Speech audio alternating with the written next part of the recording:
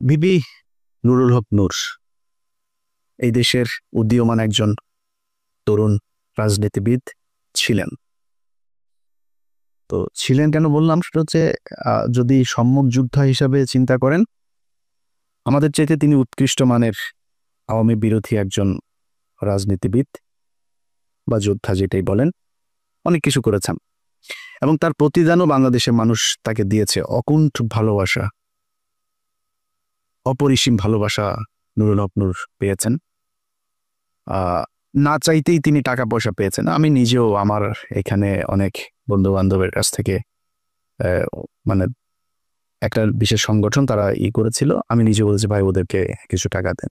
মাঝে মধ্যে এখান থেকে অনেক টাকা পয়সাও গিয়েছে, আমি নিজেও জানি। আমি নিজেও পার্টিসিপেট করেছি, আমার পকেট থেকে টাকাও দিয়েছি, তার পক্ষে কথা বলেছি, অনেক ভিডিওতে পোস্টে তার পক্ষে কথা বলেছি। তো উনি যেই ত্যাগ স্বীকার করেছিলেন সেটার জন্য উনি ওনার ভালোবাসাও পেয়েছেন। কিন্তু একটা জিনিস বলে রাখি, বিবি নুরুল হক নূর তিনি একজন সাহসী মানুষ। তিনি ঢাকা বিশ্ববিদ্যালয়ে যেই সময়ে যেভাবে কথা বলেছেন, যেই মার খেয়েছেন, আমি নিজে হলেও মানে মারার কিছু নাই, আমি নিজে হইলেও ওই ধরনের পরিস্থিতিতে ওইভাবে সামনাসামনি গিয়ে এই মারামারি মার খাওয়া এই পর্যন্ত টিকতাম কিনা আমি জানি না, কিন্তু তিনি সেটা করেছেন।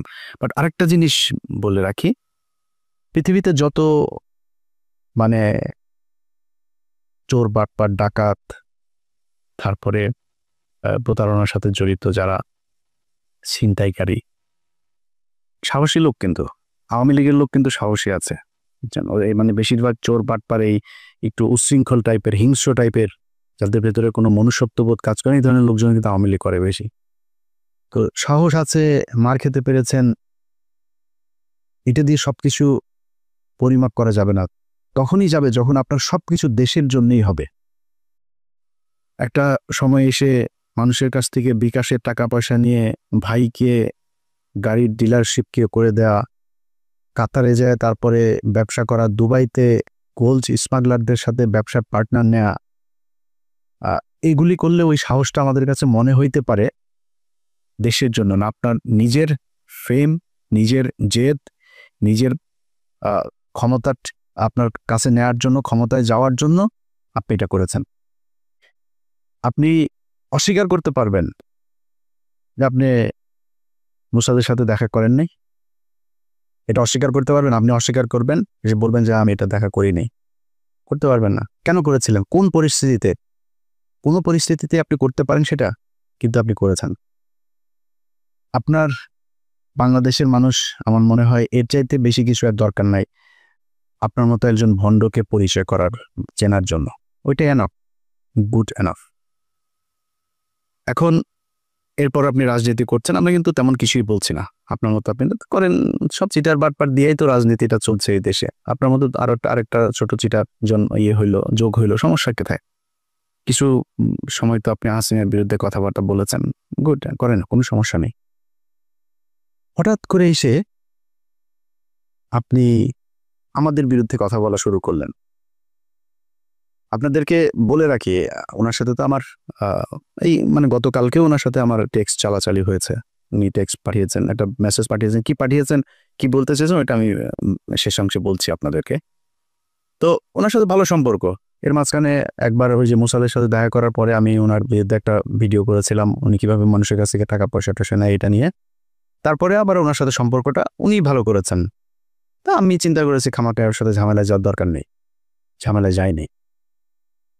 হঠাৎ করে এসে আপনি 2 দিন আগে বিদেশে বসে থাকা ইউটিউবার, ফেসবুকার, এরা হচ্ছে গিয়ে বাংলাদেশে পরিস্থিতি ঘোলা করার চেষ্টা করছে, এইটা আপনি আরো 10 মাস আগে বলেন নাই কেন? তখন দিয়ে আমাদের কাছে হেল্প চাইতেন, বিভিন্ন প্রোগ্রামের দিতেন, লিঙ্কটিং দিতেন, তখনই বলতেন। তখন বললে বুঝতাম যে না, আসলে আমরা কোথায় এই দেশে বিশৃঙ্খলায় তৈরি করতে চাই। আপনি সেখানে আরো কিছু খুব গুরুত্বপূর্ণ কথা বলেছেন। এই ল অ্যান্ড অর্ডার, এটা তো এখনো মব জাস্টিস দিয়ে চলছে অনেক ক্ষেত্রেই। সেনাপ্রধান কেন বলছেন যে এই সমস্ত মব জাস্টিস চলতে দেওয়া যাবে না? এবং আমরা নির্বাচনের কথা বলছি, উনিও নির্বাচনের কথা বলছে। এটা তো দোষের কিছু না। অযথা সেনাবাহিনীকে আপনার আরেকটা মুখোমুখি অবস্থানে দাঁড় করিয়ে একটা জনগণের মাঝে বিভ্রান্তি তৈরি করার তো কোনো মানে নাই। আজকে বিএনপির আমি জানি না আজকে এই আপনার এই বর্তমান তথ্য প্রযুক্তির এই যুগে সাইবার যুদ্ধ মোকাবেলা করার জন্য তাদের প্রস্তুতি কি? তাদের নেতাদের চরিত্র হনন করা হচ্ছে, যাকে তাকে রয়্যাল এজেন্ট বানিয়ে দিচ্ছে, ষড়যন্ত্রকারী বানিয়ে দিচ্ছে। আর এই যে একজন ইউটিউবার, ফেসবুকার, এরা হচ্ছে দেশপ্রেমিক। দেশের বাইরে থেকে এরা আপনার দেশ স্বাধীন করে ফেলেছে, সিনিয়র নেতাদের চরিত্র হনন করছে। এইগুলো নিয়ে আমি জানি আপনাদের এগুলো কনফিউজ করে কিনা। তো এইভাবে যদি মানুষের মাঝে বিভ্রান্তি তৈরি করে, তাহলে তো মানুষ বিভ্রান্তিতে পড়বে। কথায় কথায় একে ওকে ট্যাগ লাগায় দেয়। ট্যাগ লাগায় দেয় মানে কি? আমরা তারেক রহমানের বলছি নাকি, কারণ খালেদা জিয়াকে বলছি, ভারতের চর বলছি কখনো? সালাউদ্দিনকে কেন বললাম? ওই মির্জা আব্বাসের সাথে গ্যাঞ্জাম। মির্জা আব্বাসকে তো আমরা রয়ের লোক বলি নাই। ওই গোয়ারশ্বর চন্দ্র রায়, তারে রয়ের লোক বলি, এরে বলছি। ফখরুলরে বলি। বিএনপিতে তো হাজার হাজার লক্ষ লক্ষ কোটি কোটি মানুষ, কেউ বলি না তো? ওই শামা ওবায়দরে বলছি। এদের বলি কেন? নিশ্চয় কারণ আছে। সবাইরে তো বলি না, আপনারও তো বলি নেই। আপনার বিরুদ্ধে যখন কথা বলছে তখন আপনি যে ওদের ওই অন্য দেশের গোয়েন্দা সংস্থার সাথে দেখা করে আসেন, আপনারা কিন্তু আমরা রয়ের লোক বলি নাই তখনও।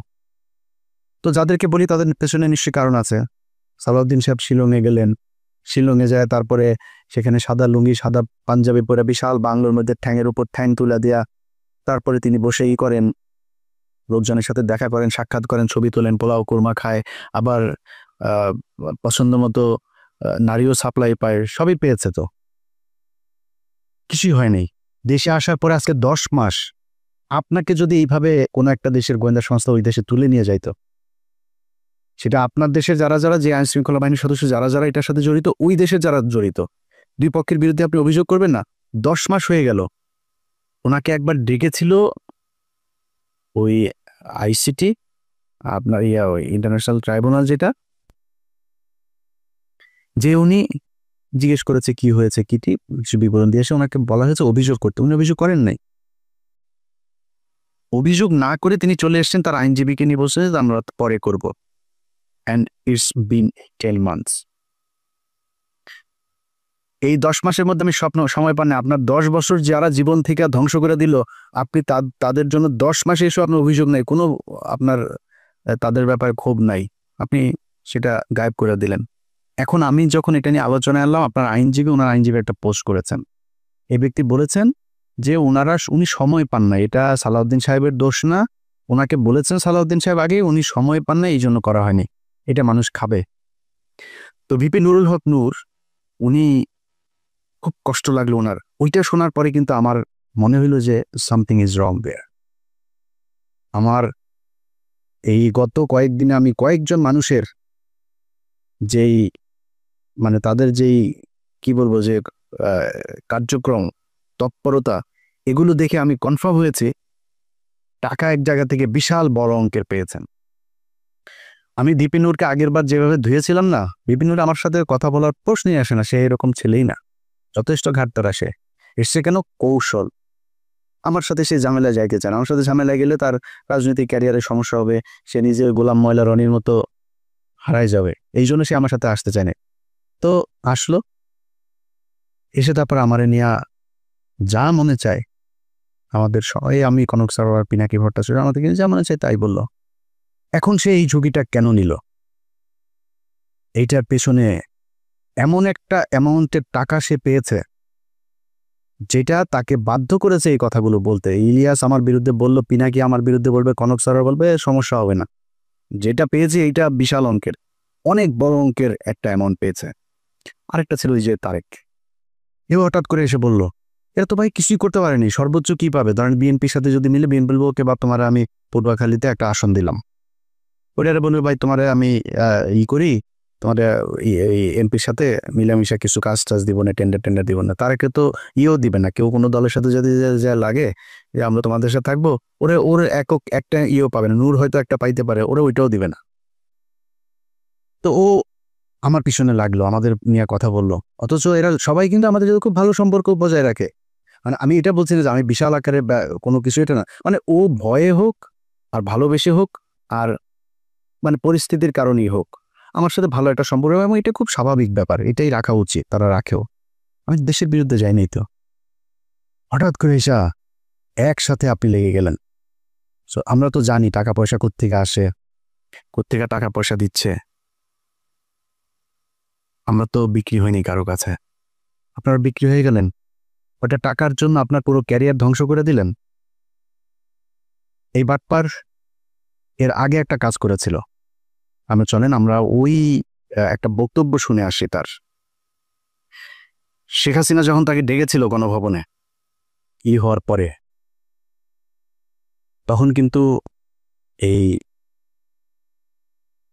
সে কিছু কথা বলেছিল সেখানে।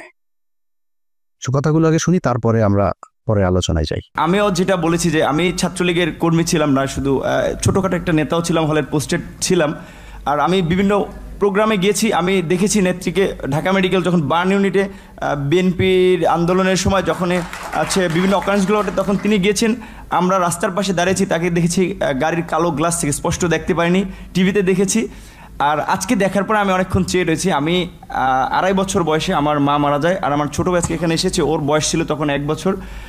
আমার মায়ের এটা আমি যতটুকু মনে করতে পারি, আমি সেটা খুঁজে পেয়েছিলাম আমার প্রাইমারির একজন শিক্ষিকার মধ্যে, আমি যেই প্রাইমারিতে পড়েছি। আর আজকে আমি মাননীয় প্রধানমন্ত্রী এতদিন টিভিতে আমি ওভাবে দেখতে পারিনি, কিন্তু আজকে দেখে আসলে আমার মনে হয়েছে যে তার মধ্যে আমার মায়ের চেহারাটা আমি কিছুটা দেখতে পেয়েছি, এরকম একটা জিনিস হচ্ছে। সেজন্য অনেকে আসলে বিভিন্ন উপাধিতে বলে থাকেন। আর আমরা একটা জিনিস দেখেছি যে আসলে তিনি প্রধানমন্ত্রী হিসেবেও, আমি বলবো না তিনি প্রধানমন্ত্রী, তিনি সবার প্রধানমন্ত্রী, তারপরেও তার কিছু স্পেশাল আসলে ক্যারেক্টার যেটা আমরা দেখেছি, যে কখনো ছোট শিশুকে কোলে নিয়ে মানে একদম সিম্পল একজন যে নারীর যে ভূমিকা, সেই ভূমিকা অবতীর্ণ। আবার যখন দেখেছি আন্দোলন সংগ্রামে মানে তার শুনেছি ওই সময়ের তার সেই মানে ছাত্র রাজনীতি থেকে উঠে এসেছে, তার কৃতিত্বের কথা আমরা শুনেছি। আর বঙ্গবন্ধুর কথা তো এটি আসলে তো শুধু আমরা না, সারা বিশ্বের মানুষ জানে। আর তার সুযোগ্য কন্যা যদিও শেখ রেহানা আপা আমরা রয়েছে, কিন্তু এটি তো আমরা মানে সবার মধ্যে সব গুণ এককভাবে থাকে না, কিন্তু আপা আমরা মনে করি যে আসলে যেটা বঙ্গবন্ধুর মধ্যে অনেকে বলে যেটা ছিল, তার পুরোটা মনে হয় যে আমাদের নেতৃত্ব পেয়েছেন। আমার আপার প্রতি অনুরোধ থাকবে যে আসলে অনেকে যেটা আমি আপা বলতে চাইনি, কারণ আমি আসলে মানে মায়ের ওই জায়গাটাকে তাকে দেখতে চেয়েছিলাম, কিন্তু সবাই ছাত্রলীগ আমিও যেহেতু করেছি সবাই আপা আপা বলে, এই জন্য আমার মুখ থেকে ঘটনাটা বের হয়েছে যে আমার ছাত্রলীগের ভাই বন্ধুরাও কেন যেন আমাকে আসলে জামাত শিবির বানানোর জন্য তারা খুব একটি অপপ্রচার করেছিল। তাদের ছাত্রলীগের এতগুলো এরকম একটা পোস্টে থাকা অবস্থায়, আর আপনারা দেখেছেন যে আমার পরিবারের, আমি আশা করি যে মাননীয় প্রধানমন্ত্রীর কাছে আমার পরিবারের সকলের মোটামুটি একটা তথ্য আছে, সেখানে দেখেছেন যে আমার পরিবার আসলে মানে পুরো পরিবারে ছিল আওয়ামী ব্যাকগ্রাউন্ডের। কিন্তু আসলে আমি অনেক কথাই বলতে চেয়েছিলাম, কিন্তু আবেগ ভালোবাসায় অনেক কিছুই ভুলে যাচ্ছি। জয় বাংলা, জয় বঙ্গবন্ধু। আর আমি প্রধানমন্ত্রীর অনেকটা প্রোটোকল, এই কারণে আমি অনেকটা আমার একটু ইচ্ছা ছিল যে বঙ্গবন্ধু শেখ মুজিবুর রহমানকে কখনো তো দেখিনি, তার কথা শুনেছি। আর তার গান যেটি আমি ক্লাস 5-এ একটা গান খুব ভালো লেগেছিল, আমাদের স্কুলের মাঠে মুক্তিযোদ্ধা সংসদ সন্তান কমান্ডের আয়োজনে একটা প্রোগ্রাম ছিল, ওখানে এরকম একটা গান ছিল, যদি রাত পোহালে শোনা যেত বঙ্গবন্ধু মরেনি, তাহলে আমরা পেতাম জাতির পিতা বিশ্বপিত মহান নেতা, এরকম একটি গান। আর বঙ্গবন্ধুর প্রেমে তো সবাই পড়েছে। আর আমার যেহেতু আমি বলেছি আমার মাকে আমি সেই 2.5 বছর বয়সে হারিয়েছি, আমাদের প্রথমে আমার ইচ্ছা ছিল যে আমি মাননীয় প্রধানমন্ত্রীকে, যেমন ভারতের নরেন্দ্র মোদী আমরা দেখেছিলাম মাননীয় প্রধানমন্ত্রী যখন গিয়েছেন কোনো রকম প্রোটোকল ব্রেক করে তিনি তাকে ওয়েলকাম জানিয়েছিল, আমার একটা ইচ্ছা ছিল তাকে মানে একদম ঝটিকার আগে তাকে সালাম করাটা। কিন্তু আমি ভাবছি তার পিছনে যেহেতু তার নিরাপত্তা রক্ষীরা রয়েছে, সেটা বিঘ্ন ঘটবে কিনা, এই জন্য আমি যাইনি।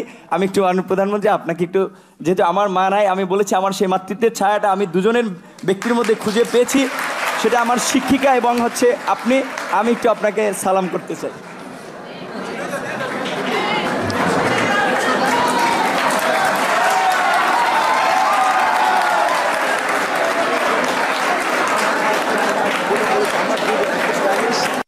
আচ্ছা, এই যে বক্তব্যটা সে দিয়েছে, এই বক্তব্যটা আপনারা শুনেন। এই বক্তব্যটার কনক ভাই তার ইউটিউবে 2 দিন আগে আরেকবার দিয়েছে, ওইটার লিঙ্ক আবার আমি আমার ফেসবুকেও শেয়ার দিয়েছিলাম। তো শেয়ার দেওয়ার সেটা আবার তার চোখে পড়েছে, পড়ার পরে সে সকাল থেকে কিন্তু আমি ভিডিও যখন রেকর্ড করছি, এটা হয়তো আপনারা কালকে দেখবেন, সে সকাল থেকে কনক ভাইকে অনেকবার ফোন দিয়েছে। আমি কনক ভাইয়ের সাথেই ছিলাম, অনেকবার ফোন দিয়েছে সে। তো আমরা অন্য আলাপে ছিলাম, ফোন ধরা হয়নি কার। একটু পরে সে তার ফেসবুকে পোস্ট করেছে, এসব ইউটিউবাররা তার পিছনে আগেও লেগেছিল, সে পাত্তা দেয় নাই, একটা পোস্ট করেছে সে তার ফেসবুকে। তো সে আমাকে একটা লিঙ্ক পাঠিয়েছে, এর কিছুক্ষণ আগে আবার একটা লিঙ্ক পাঠিয়েছিল আমাকে, সে ব্যাখ্যা দিয়েছে। সে ব্যাখ্যায় সে বলেছে, কি বলেছে চলেন ব্যাখ্যাটা আগে শুনি।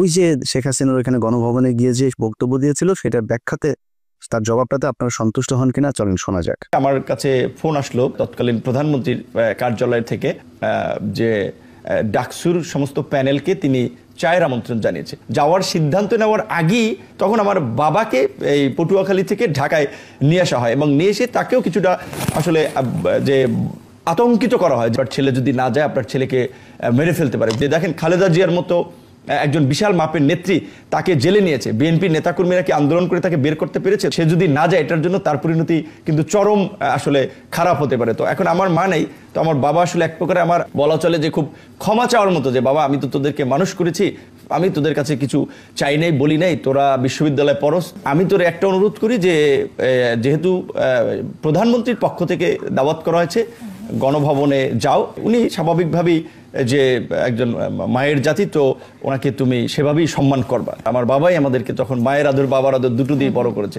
তখন আসলে আমি খুব একটা দায়বদ্ধতার মধ্যে পড়ে যাই যে আমার বাবার কথা বা বাবার একটা আকুতি বা আমি নিজে যে ক্যারেক্টারের বলা চলে সেটা আমার বাবার অনুরোধের কারণে। এবার আপনারা বলেন তার এই যেটা সে বলেছে এটাতে আপনারা সন্তুষ্ট কিনা, আপনারা নিজের কাছে জিজ্ঞেস করেন। দেখেন তাকে নাকি তার বাবাকে চাপ দিয়ে তারপরে তাকে সেখানে যেতে বাধ্য করেছে। বাবাকে আপনার কি মনে হয় ভিপি নূর যা যা করেছে সেটা যদি সাজানো নাটক না হয়, আমার তো মনে হয় প্রতিটা ঘটনাতেই তার বাবা মাকে চাপ দিয়েছে। আরে ভাই, আমার বোনের হাজবেন্ডকে চাকরি থেকে বের করে দিয়েছে, আমার ভাইদেরকে একবার ওই জেলায় একবার ওই জেলায়, আমার ভাইরে কনস্টেবল আমার বাসার নিচে যায় দোতলা থেকে ডাক দেয়, এই নিচে নেমে আয় আমার ভাইরে। তো আমি ওইটার নাম টাম কোনো কিছু জানি না, ওই কনস্টেবল আর সাব ইন্সপেক্টর ওরা আমি খুঁজতেছি যে কারা কারা গিয়েছিল ওই দিন আমার ভাইরে, ওরা টুকারি করে কথা বলে তারপরে নিচে নামতে বসছিল। আমি তো জানি যে প্রশাসন কি করে। আপনার আব্বারে ওই দিন প্রেশার দিল, আপনার হাতে পায়ে ধরলো এসা, আর আপনি তার পক্ষে। আপনার বলছিল যে বক্তব্যের শেষে জয় বাংলা বলবেন, জয় বাংলা বললেন কেন? না, আপনার এখানে অ্যাটেন্ড করতে বলেছে, আপনি ই করতেন। বক্তব্যের শেষে আবার আপনি বললেন আপনি ওনার একটু পায়ে শুয়ে সালাম করতে চান, এটাও আপনার বাপরে বলছিল নাকি? বাদ দিলাম, এই দুইটাও বললাম যে ধরলাম যে তোরা জয় বাংলা বলাইছে আর পায়ে ধরেও মাপছে, বলছে এটা দুইটা বলতেও না, তোর বাপের ডিম টিম দিব কিছু একটা বলছে। মানে আমি ওনার বাবার ডিসরেসপেক্ট করছি না, মানে ওনার কথা অনুযায়ী ওনার বাবাকে নিশ্চয়ই মারধর করবেন, সরি ওইভাবে বলার জন্য। তো ধরলাম এটা আপনার বাবাকে মানে রিমান্ডে নিবে, মারধর করবে এরকম বলেছে। আপনার বলছিল যে আপনার মায়ের মতো শেখ হাসিনা, দুইজন মানুষ আপনি বড় হয়ে দেখেছেন আপনার মায়ের মতো শেখ হাসিনা, এর ভিপি নূর। শেখ হাসিনা কারোর মায়ের মতো হইতে পারে না, এই পুরো দুনিয়ার মধ্যে ওই ওয়ান পিস। শেখ হাসিনার এই পিস আর সারা পৃথিবীতে জীবনে কোনোদিন জন্ম হয় নাই ফেরাউনের মতো, এটাই এক পিস, এটাই এখন এই পিস সারা দুনিয়ায় নাই, সামনে আর আসবেও না।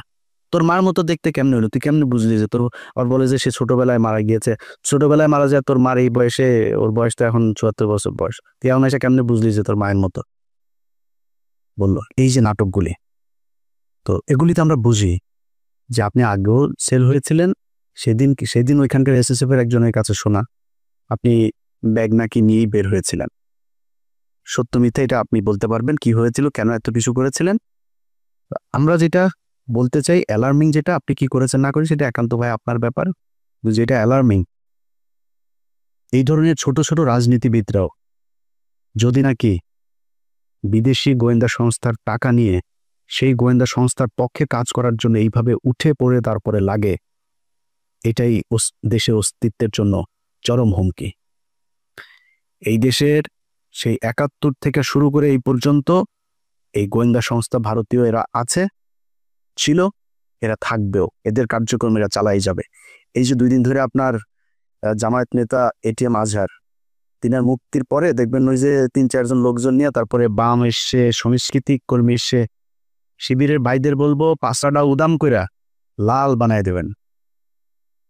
যেটা নামে আসবে এই বিচার পৃথিবীর ইতিহাসের সবচাইতে নিকৃষ্টতম, এই ধরনের কোনো ঘটনা ছাড়া ঘটনা বানায় এইভাবে জলজ্যান্ত মানুষকে একটা গণতান্ত্রিক দেশে কোনো সরকার এইভাবে এই সভ্য সমাজে ফাঁসি দিতে পারে? এই নিকট অতীতে এই পর্যন্ত এই পৃথিবীতে এই ঘটনা ঘটে নাই, যেটা শেখ হাসিনা ঘটিয়ে গেছে। শুধুমাত্র রাজনৈতিক প্রতিদ্বন্দ্বিতার কারণে তাদেরকে হত্যা করা হয়েছে। আমি মনে করি এই জামায়াতের যে নেতাদেরকে হত্যা করা হয়েছে তাদের পরিবারের কাছে রাষ্ট্রীয়ভাবে ক্ষমা চাইতে হবে। এই বিচার কার্যের সাথে যারা ছিল তাদের সবার বিচার করতে হবে এবং ওই পরিবারকে যথাযথ ক্ষতিপূরণ দিতে হবে। এটার বিরুদ্ধে যারা যারা কথা বলছে, এখন যারা এই মাঠ গরম করার চেষ্টা করছে, সব করে রয়ের টাকা খায় তারপরে করছে। তারা টাকা দেয়। এই যে সচিবালয় দেখেন ভাই, পাশার মধ্যে লাতিতে বার করে দেন সচিবালয়, চাকরি নেওয়ার জন্য পোলাপান বসে আছে। সচিব নাই তাও বানাইতে আপনার সময় লাগবে। আরে ভাই, এই যেগুলি এখন আন্দোলন করছে আর এই আন্দোলন করছে তাদেরকেও যে আমি খুব বেশি দোষ দিব তা না। হঠাৎ করে এসে এই অধ্যাদেশ দেওয়ার কারণটা কি, এটা কেন দিলে, এটার পেছনে আমার মনে হয় দেখা উচিত। তো এই মাঠ যারা গরম করার চেষ্টা করে এখন কোনো কারণ ছাড়া, এদের ব্যাপারে আমি মনে করি এনসিপি, জামায়াত ইসলাম, ছাত্রদল সবারই মাঠে থাকা উচিত, খুব তীক্ষ্ণ নজর রাখা উচিত। যে বিষয়টা নিয়ে কথা বলেছি সেটা দিয়ে শেষ করি ভাই। আপনাদের টাকা পয়সার দরকার আছে আমি জানি। ভিপি নূর, আপনি অনেক সম্মান পেয়েছেন এই দেশে। আমার মনে হয় ওইটা নিয়ে সন্তুষ্ট থাকলে অনেক বেশি ভালো হইতো। অনেক টাকার মালিক হইতে পারেন নাই, অনেক টাকার মালিক হওয়ার দরকারও নাই। আপনার এক সময় টাকা পয়সা ছিল না, আপনার টাকা পয়সা দিয়ে এই দেশের মানুষ চালায় নাই, তখন কিন্তু এই দেশের মানুষ আপনার বিকাশ নূর বলে নাই। বিকাশ নূর এখন কেন বলে? এটা বলার একমাত্র কারণ হচ্ছে আপনি বিকাশে মানুষের কাছ থেকে টাকা নিয়ে দেশের বিরুদ্ধে কাজ করেছেন। দেশের পক্ষে কথা বলতেন, ভাই আমি খুব গর্ববোধ করব আমার শেষ বয়সে যদি নাকি ধরেন আল্লাহ মাফ করুক এমন কোনো সমস্যা হয়, আমার মানুষ সাহায্য তুইলা তারপরে আমার সেই সমস্যার সমাধান করতে হয়, আর চাই একটু কষ্ট থাকবে না। আমি এইখানে বিশাল রাজকীয় জীবনযাপন করি না। এই যে কথা বলছি না, এই ছোট্ট একটা ঘরের মধ্যে ওই যে পেছনে দরজা, খুব সমস্যা হয় মাঝে মধ্যে, ওই রুম থেকে বের হইতে পারেন আমি ভিডিও তৈরি করার সময়। একদম আক্ষেপ নাই, ছোট বাসায় আছি, আলিশান জীবনযাপন করি না, সমস্যা নাই। তো ধরেন এইটার চাইতে একটু ভালো বাসায় থাকতে পারতাম। আল্লাহর রহমতে যা খাইতে চাই খাইতে পারি, আল্লাহ সেই সুযোগ দিয়েছে। ভাই একটা পানি গেলার শক্তি নেই, বহুত হাসপাতালে যেয়ে খোঁজ নেন, বহু মানুষ পানিটা গিলতে পারে না, স্যালাইন দিয়া তারপরে পেটের ভেতরে খাবার দেয়। আচ্ছা না, আল্লাহ খাওয়ায় তাই আপনি খাইতে পারেন। বিলিয়ন বিলিয়ন ডলারের মালিক, ডাক্তার বলে দিয়েছে খাইতে পারবা না, খাইতে পারবা না, পারে না। সব দিনে 2 বেলা খাইতে হবে, এতটুকু সবজি খাবা, এতটুকু রুটি খাবা, খাওয়া শেষ, আর কিছু খাইতে পারবা না। কয় টাকা লাগবে আপনার খাবার খাইতে? যা চাই তাই খাইতে পারি আল্লাহর রহমতে, আলহামদুলিল্লাহ। আর কি লাগবে? হয়তো সর্বোচ্চ ধরেন একটা বাড়ি দরকার, একটা গাড়ির প্রতি আমার একটা ফ্যাসিনেশন আছে, সর্বোচ্চ চেষ্টা করব যদি জীবনে সুযোগ পাই এটা গাড়ি কিনবো ভালো দেখে। আর কি লাগবে? সচ্ছল চলাফেরা খাইতে পারলেই হলো। আল্লাহ যেন মানে এমন কোনো পরিস্থিতি তৈরি না করেন নিজের দৈনন্দিন প্রয়োজন মেটানোর মতো টাকার জন্য যেন কারো কাছে যাইতে না হয়। শুধু এই পরিস্থিতিটা না আসলেই হবে। আপনারা চাইলে এটা করতে পারতেন। অনুরোধ, যেই সাপ নিয়ে আপনারা খেলছেন মাঝে মধ্যে খুব হাস্যকর মনে হয়, আপনাদের ওইখানের কিছু ফলোয়ার টলোয়ার নিয়ে আপনাদের কাছে এটা হাসির খোরাক মনে হয়, মানে নিয়া এটা নিয়া দেশের বিরুদ্ধে যায় না, কিছু টাকা পয়সার জন্য না এইভাবে দেশের সাথে বিট্রে করেন। এই গত 15 বছর এই দেশ রয়ের কারণে এইভাবে পরাধীন হয়েছিল, আমরা এটা ভুলে যাইনি। মুক্তিযোদ্ধা মারাইতে আসছেন,